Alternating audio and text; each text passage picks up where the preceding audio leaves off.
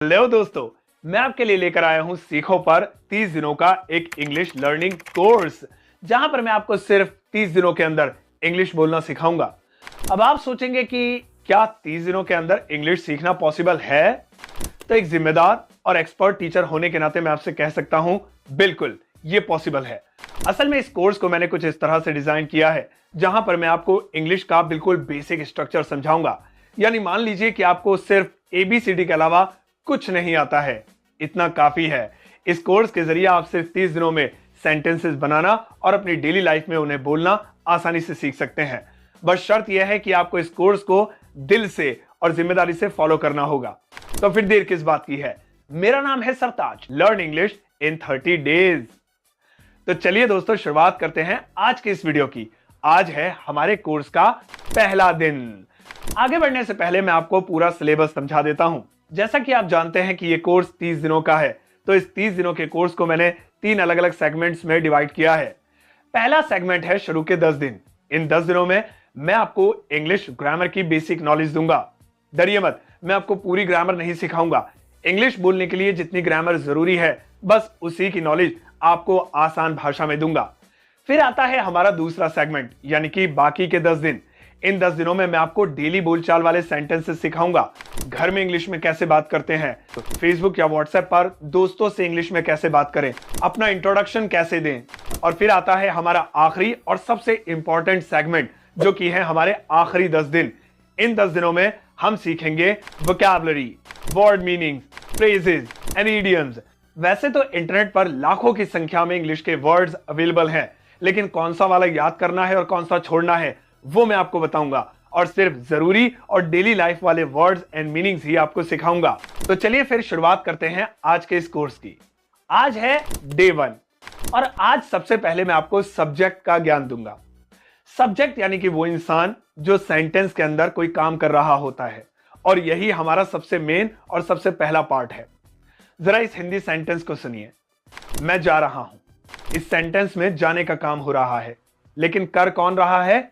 मैं। यही सब्जेक्ट है। वह पतंग उड़ा रही है। काम हो रहा है पतंग उड़ाने का। कौन कर रहा है? वह। यही सब्जेक्ट है। बच्चे खेल रहे हैं। खेलने का काम बच्चे कर रहे हैं।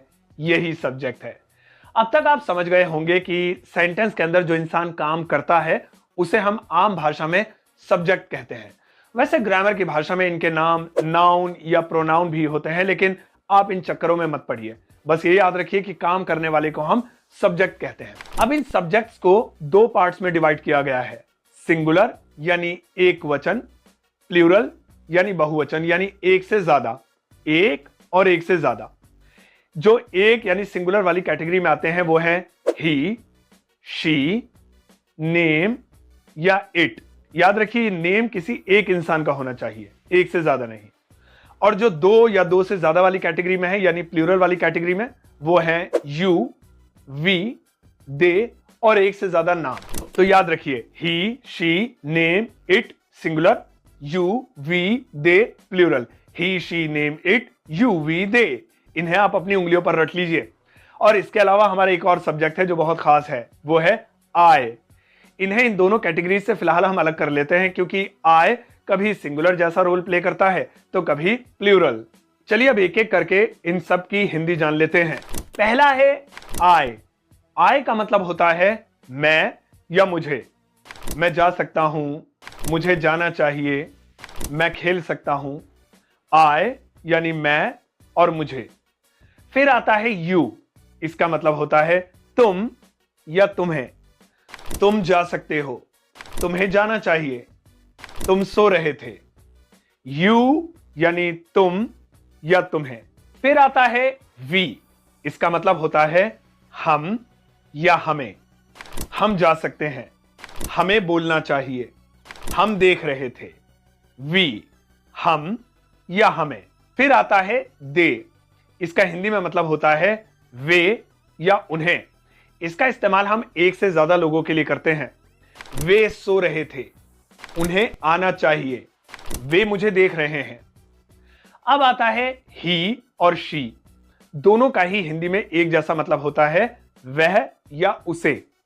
लेकिन लड़के के लिए हम ही का इस्तेमाल करते हैं और लड़की के लिए शी का। यानी कि वह जा रहा है, लड़का है, ही लगाएंगे। वह सो रही है, लड़की है, शी लगाएंगे। ऐसे ही उसे के लिए भी हम ही और शी का इस्तेमाल कर सकते हैं। उसे जाना चाहिए, अगर ये लड़का है तो ही और लड़की है तो शी। इसके बाद आता है इट। इट का मतलब होता है यह। वैसे आप इट का इस्तेमाल सजीव और निर्जीव यानी कि लिविंग और नॉन लिविंग दोनों तरह की चीजों के लिए कर सकते हैं, लेकिन इसका यूज हम आने वाले दिनों में और गहराई से सीखेंगे। फिलहाल आप आज बताए सभी सब्जेक्ट्स की हिंदी मीनिंग याद कर लीजिए। अब यहां पर मैं आपको एक प्रो टिप देना चाहता हूं। अगर आप चाहते हैं कि इन 30 डेज में इस कोर्स के जरिए आप अच्छी इंग्लिश बोलना सीख जाएं, तो इस कोर्स के साथ साथ अपनी एक नोटबुक मेंटेन कीजिए। हर एक दिन बताई गई चीजों को अपनी नोटबुक में नोट कीजिए, ताकि स्पीकिंग के साथ साथ आपकी राइटिंग प्रैक्टिस भी हो जाए और आपको चीजें और गहराई से याद हो जाएं। और इस कोर्स के खत्म होने के बाद आपके पास अपने खुद के पर्सनल नोट्स तैयार हो जाएंगे। चलिए, आज के लिए इतना काफी है। अब मैं आपको एक छोटा सा होमवर्क देता हूं।